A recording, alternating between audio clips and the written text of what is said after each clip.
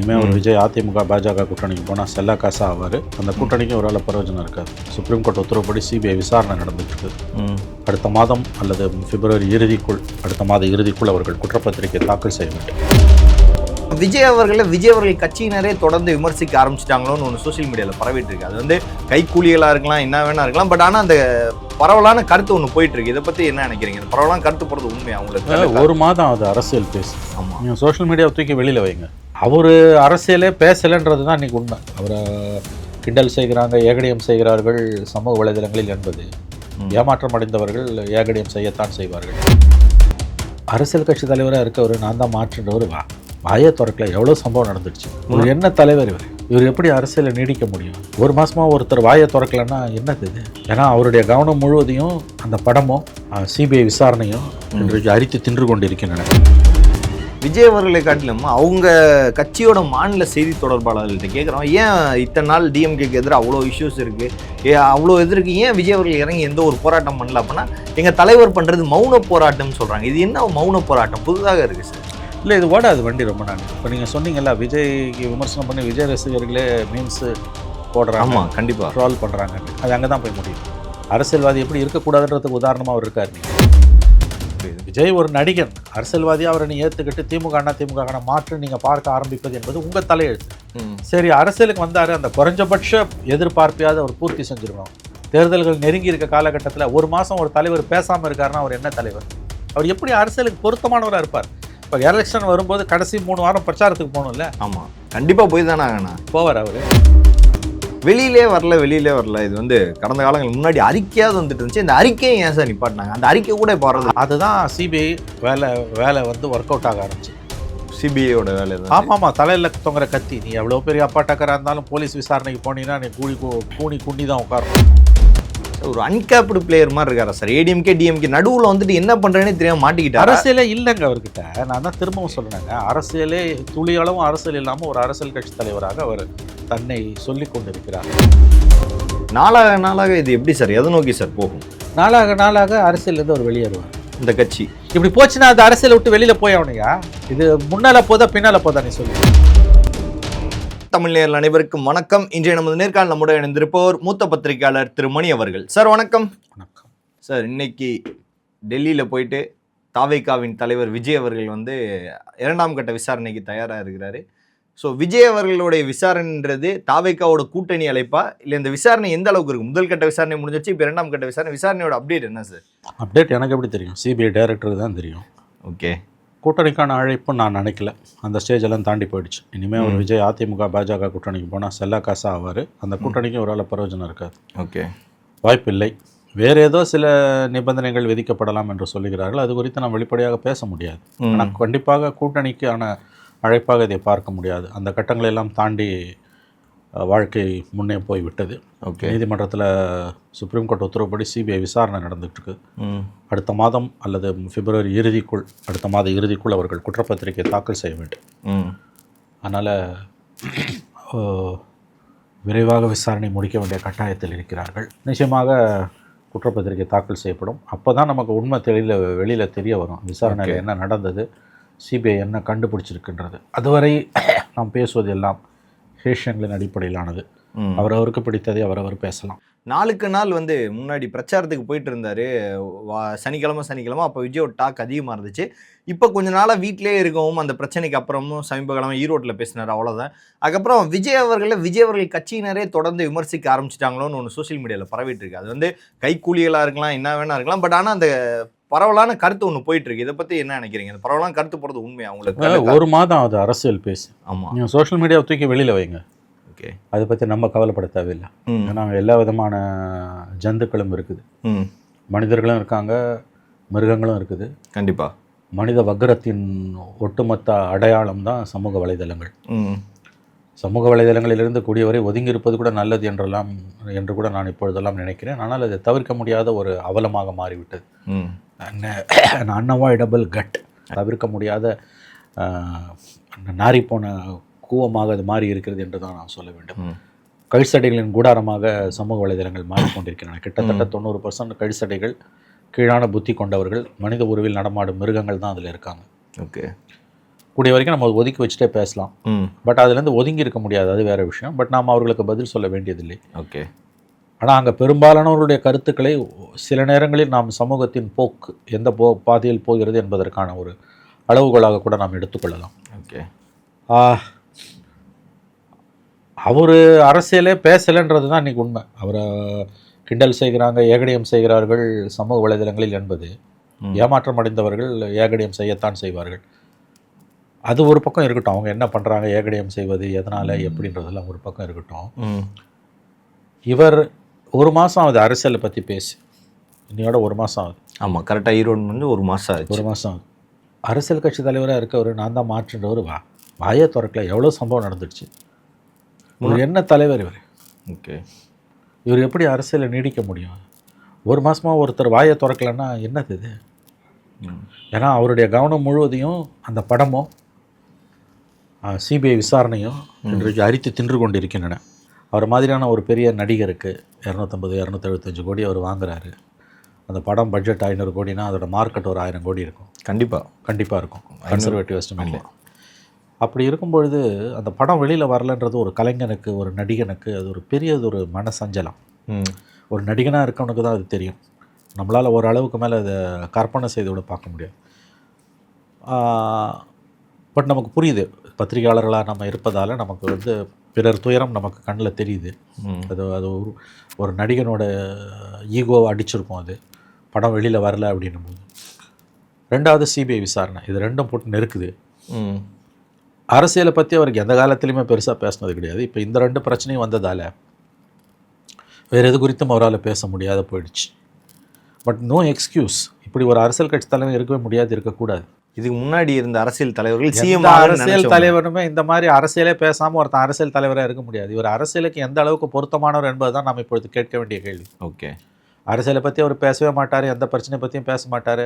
அதை பெருமையாக வேறு அவர் பேசும்போது சொல்லுவார், இதை பற்றி கருத்து சொல்லலை, அதை பற்றி கருத்து சொல்லணும், அதை கேட்க நீங்கள் யாருன்னு கேட்குறாரு. பர்சனலாக எடுத்துக்கிறாரு அவர். அரசியல் தலைவராக வந்தீங்கன்னா உங்களை எல்லாரும் கேள்வி கேட்பான். நடிகனுக்கும் அரசியல் தலைவனுக்கும் வித்தியாசம். ஒரு நடிகன்னா அவன் சொல்கிறத எழுதிட்டு போயிடும் ரிப்போர்ட்டர்ஸ், மீடியா ரிப்போர்ட்டர்ஸ் அவர் சொல்கிறத எழுதிட்டு போயிடுவாங்க. எதிர்கேள்வி கேட்க மாட்டாங்க. கேட்டாலும் வந்து அப்படியே சொரிஞ்சு விடுற மாதிரி தான் கேட்பாங்க.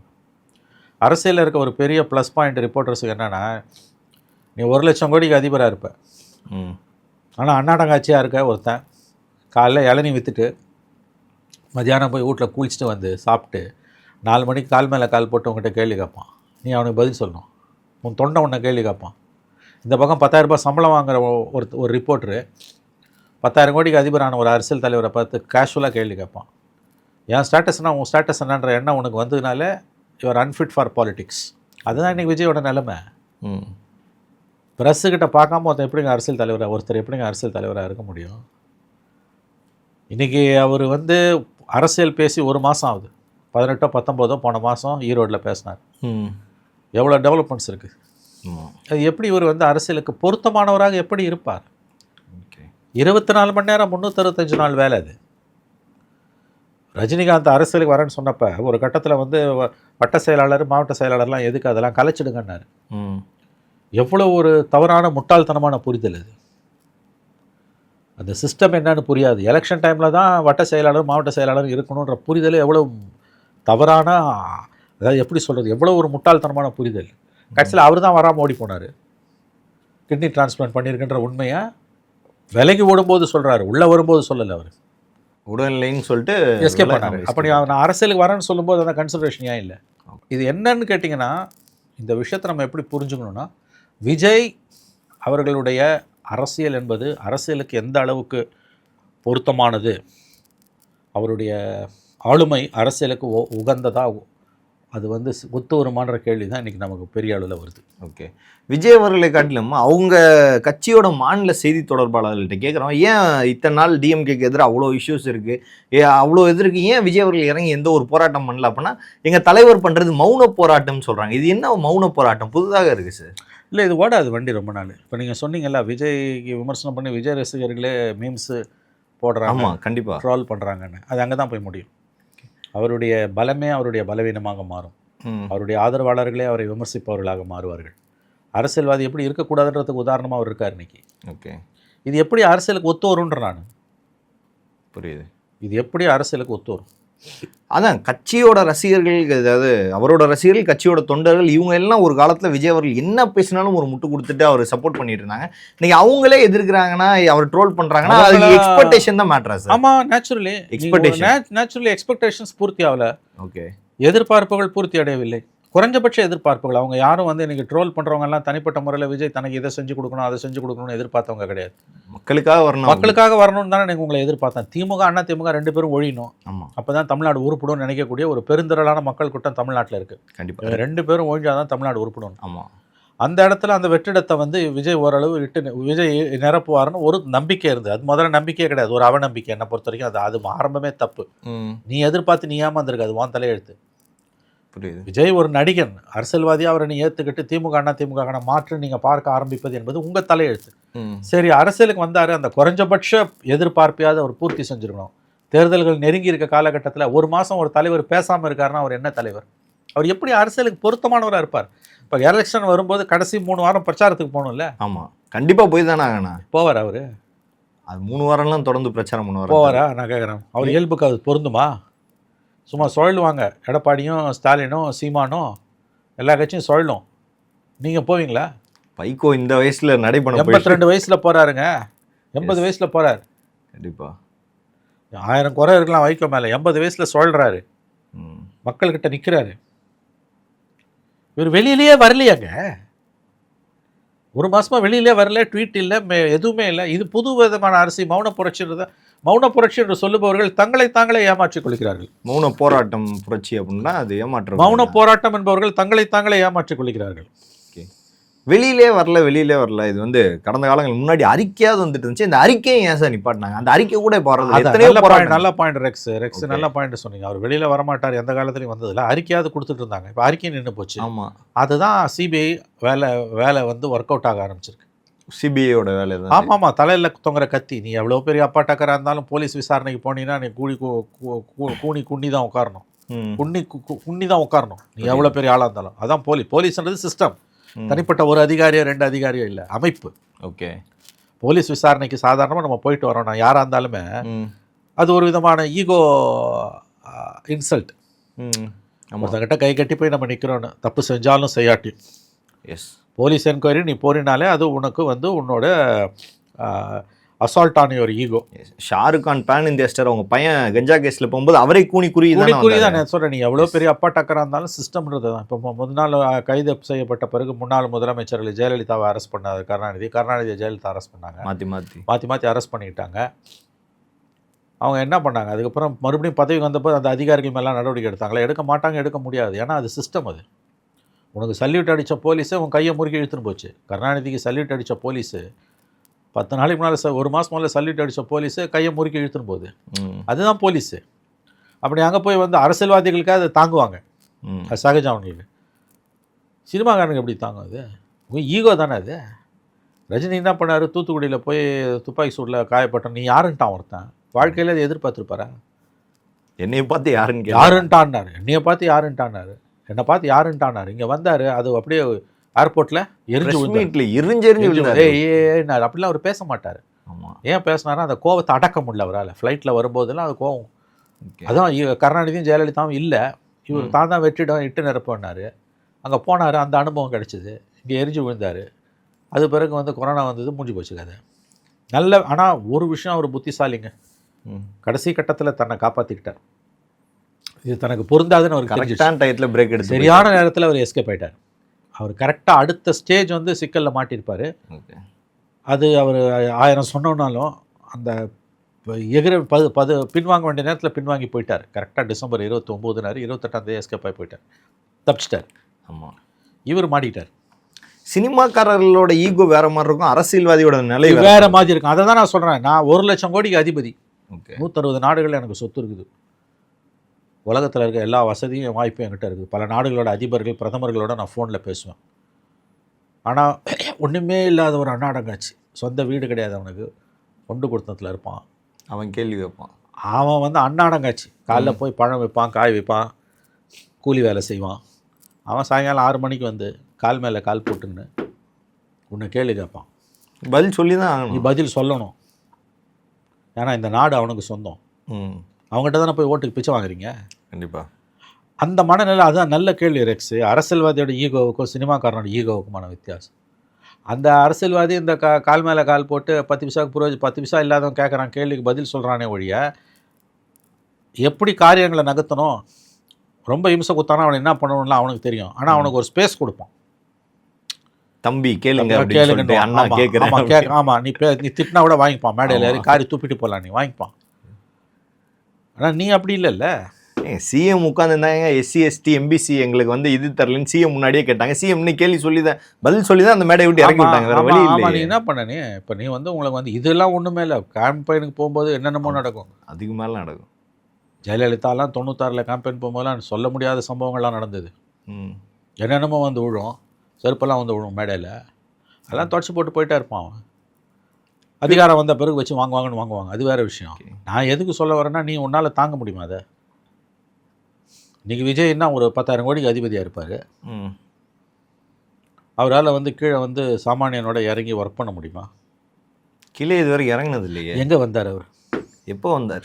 1 மாத காலமாக அரசியலே பேசலை. இந்த 1 மாதத்தில் எவ்வளவு சம்பவங்கள் நடந்தது கேட்டால் சிபிஐ விசாரணை இருக்கானது அரசியல். இது வரைக்கும் சிபிஐ விசாரணைக்கு அரசியல் பேசுறதுக்கு எந்த சம்மந்தமும் இல்லைங்க. கரூரை பற்றி பேசாத, மற்ற விஷயத்தை பற்றி பேசு. அந்த இன்சிடென்ட்டை பற்றி பேச வேணாம், கோர்ட்டில் இருக்குது. அது சரி, அதை விட வேறு பிரச்சனையே இல்லையா? 1000 பிரச்சனை தமிழ்நாட்டில் இருக்குது. சந்தி சிரிக்குது சட்டம் ஒழுங்கு. இன்னைக்கு கூட ப்ரொடெஸ்ட் நடந்துட்டு இருக்கு. சந்தி சிரிக்குது சட்டம் ஒழுங்கு இல்லையா? கண்டிப்பாக. முதலமைச்சர் பாதுகாப்புக்கு போன பெண் காவலர்களே பார்த்துருப்பீங்க, அவமரியாதைப்படுத்தப்படுகிறார்கள். வேற ஒரு எஸ்ஐ வந்து அவர்களுடைய கழிப்பறையில் வந்து ஃபோட்டோ பூச்சான்னு இன்றைக்கி நியூஸ் வந்து எதிர்கட்சிகள்லாம் அறிக்கை கொடுத்துருக்காங்க, பார்த்துருப்பீங்க. பார்த்துப்பா. 1000 பிரச்சனை இருக்குது. சட்டம் ஒழுங்கு சந்தி சிரிக்குது. பெண்களுக்கு நம்ம தான் பாதுகாப்புன்னு சொன்னவர் இது வரைக்கும். ஆமாம், பெண் பாதுகாப்பில் நாங்கள் தான் உலகத்திலே முன்னோடின்னு சொன்னவங்க. ஆட்சியிலேயே பெண் காவலர்களுக்கு பாதுகாப்பு இல்லை. இது ஒரு தடவை இல்லை. இங்கே ஒரு மீட்டிங்கில், கனிமொழி மீட்டிங்கில் இடுவப்பூச்சி கிள்ளி பெரிய பிரச்சனையாச்சு. தொடர்ந்து நடக்குது இது. ஆமாம், பெண் காவலர்களுக்கே பாதுகாப்பு இல்லாத சூழல் தான் தமிழ்நாட்டில் நிலவுது. சட்டம் ஒழுங்கு சந்தி சிரிக்குது. திருமண பக்கம்லாம் போராட்டம். அதை ஏதாவது பேசணும். ஏதாவது ஒரு வார்த்தை வாயிலேருந்து வந்ததா? சார், ஒரு அன்கேப்டு பிளேயர் மாதிரி இருக்காரா சார்? ஏடிஎம்கே டிஎம்கே நடுவில் வந்துட்டு என்ன பண்ணுறேன்னே தெரியாமல் மாட்டிக்கிட்டார். அரசியலே இல்லைங்க அவர்கிட்ட. நான் தான் திரும்பவும் சொல்கிறேங்க, அரசியலே துளியளவும் அரசியல் இல்லாமல் ஒரு அரசியல் கட்சி தலைவராக அவர் தன்னை சொல்லி கொண்டிருக்கிறார்.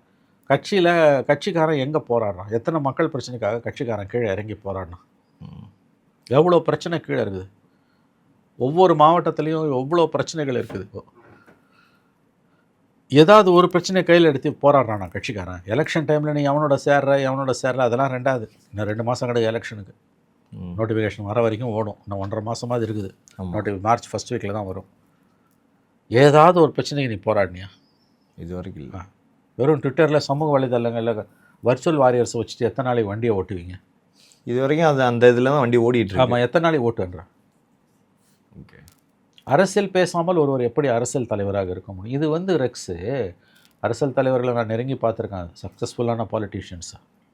24 மணி நேரமும் 365 நாளும் அவங்க அதை சுவாசிப்பாங்க, ஃபேஸ் பண்ணுவான். அவன் நாடி நரம்புலலாம் அரசியல் தான் இருக்கும். அதிகாரம் தான். அதிகாரத்தை தக்க வைக்கணும், அதிகாரத்தை அடையணும், தக்க வைக்கணும். அடைஞ்ச அதிகாரத்தை, இருக்கிற அதிகாரத்தை காப்பாற்றிக்கிறதுக்கு பஞ்சமாக பாதகங்களை செய்யணும். இதெல்லாம் தான் அவன் மனசில் 24 மணி நேரமும் ஓடிக்கிட்டே இருக்கும். அவன் எல்லோருக்குமான மனிதனாக இருப்பான். ரிச்சாக்காரனோடையும் இருப்பான், ரஷ்ய அதிபரோடையும் இருப்பான். நீங்கள் எதுவுமே இல்லாமல் ஆக்சசபிலிட்டின்றது தாங்க அரசியல்வாதியோட அடிப்படை குணாம்சம். ஆக்சசபிலிட்டின்னா என்ன?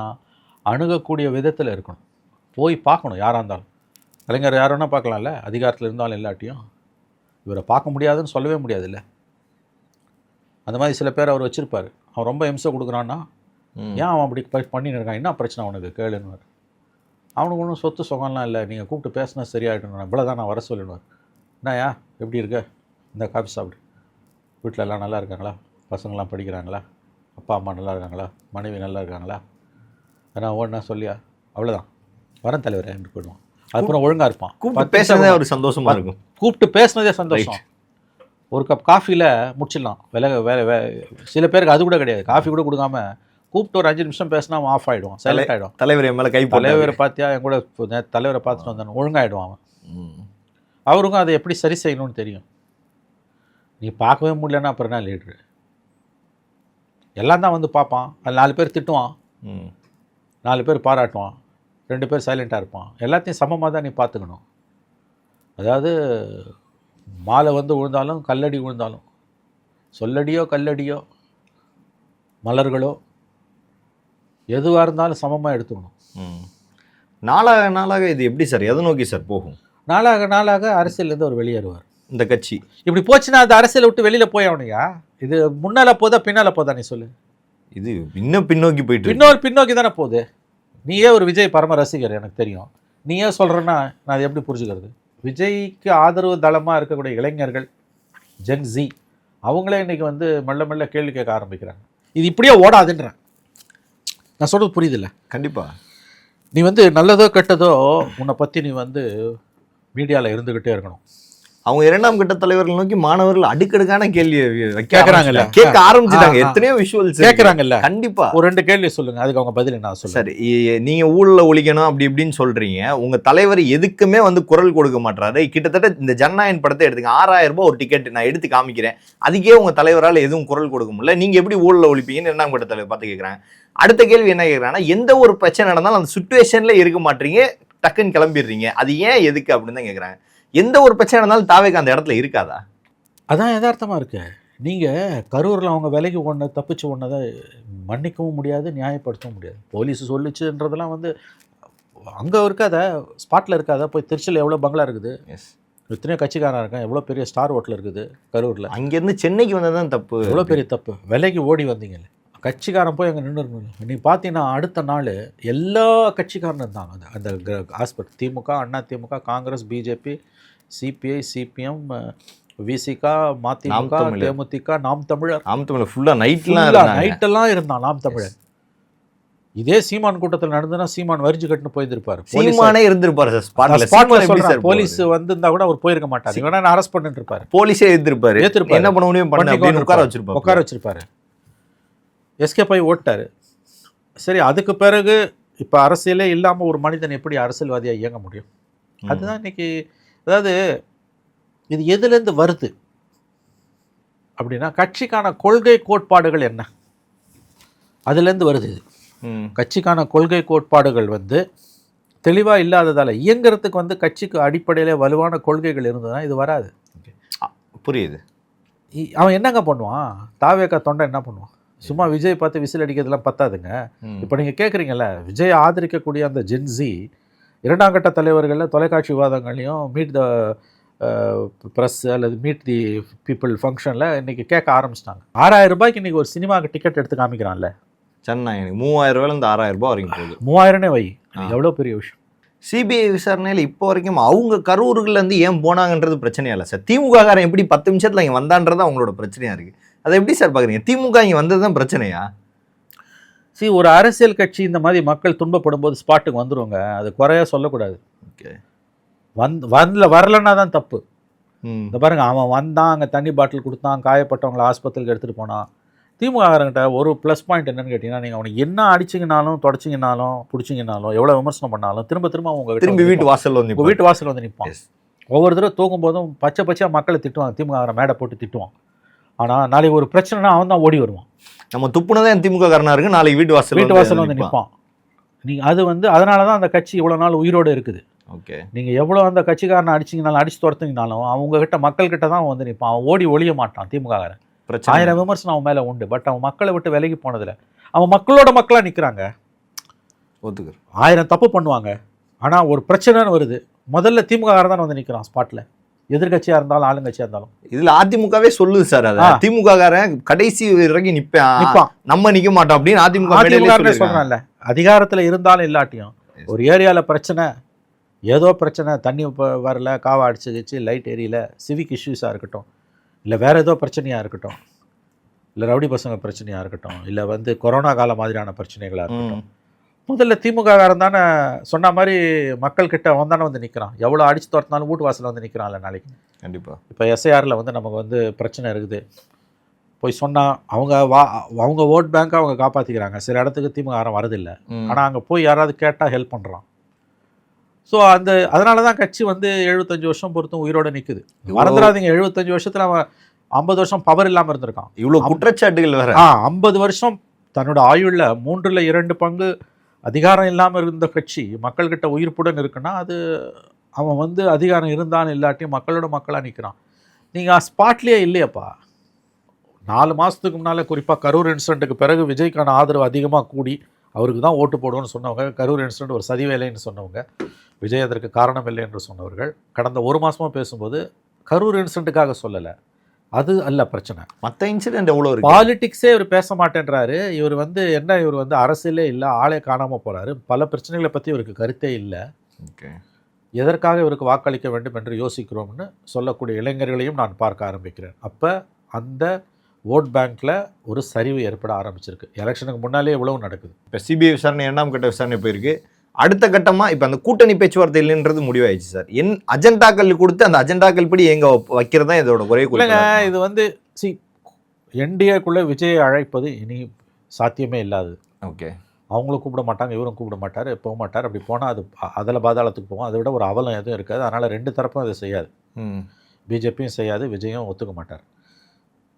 பட் அதை தாண்டி பிஜேபியோட வேறு சில நிபந்தனைகளை விஜய் நிறைவேற்றுவாரா இல்லையா, அந்த கட்டளை தான் அவருக்கு பிறப்பிக்கப்படும், அல்லது அது வைத்து அவர் மிரட்டப்படுவார் அப்படின்லாம் தகவல்கள் வருகின்றன. பொலிட்டிக்கலாக சில விஷயங்களை செய்யணுன்ட்டு.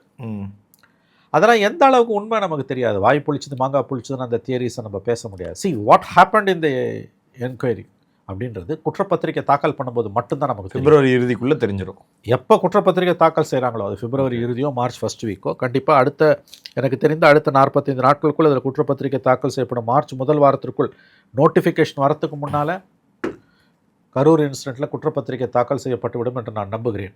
ஓகே, குற்றப்பத்திரிக்கை தாக்கல் செய்யப்பட்ட பிறகுதான் இந்த விசாரணையில் இன்றைக்கி 2வது நாள் போகிறாரு. அநேகமாக இன்னையோட முடிஞ்சிடும். அப்படி இல்லைன்னா இன்னும் கூடுதலாக 1 நாள் இருப்பார்.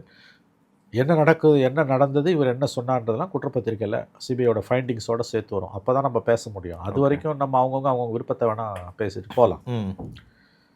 ஸோ அது வந்த பிறகு தான் அவரோட கேஸ் எந்த திசையில் போகுது, இவர் என்ன பண்ண போகிறாரு அப்படின்றது. கேஸ் ஒரு பக்கம் இருக்கட்டும், இவரோட அடுத்த கட்ட அரசியல் என்ன அப்படின்றது. ஆமாம், இவர் என்ன மக்கள்கிட்ட பேசினாரு, ஒரு குழு போட்டிருக்காராம் தேர்தல் அறிக்கைக்கு. இவங்களும் எங்கேயும் ஆக்டிவாக என்ன ஆரம்பிக்கல, ஒன்றுமே இல்லை. நாளைக்கு ஏதோ மீட்டிங் வச்சுருக்காங்களாம். ஓகே, டேக் ஆஃபே ஆகலைங்க கட்சி. ஓகே, அதுதான் உண்மை. பல்வேறு அரசியல் கேள்விகளுக்கு பதில் தமைக்காக மிக்க நன்றி சார். நன்றி.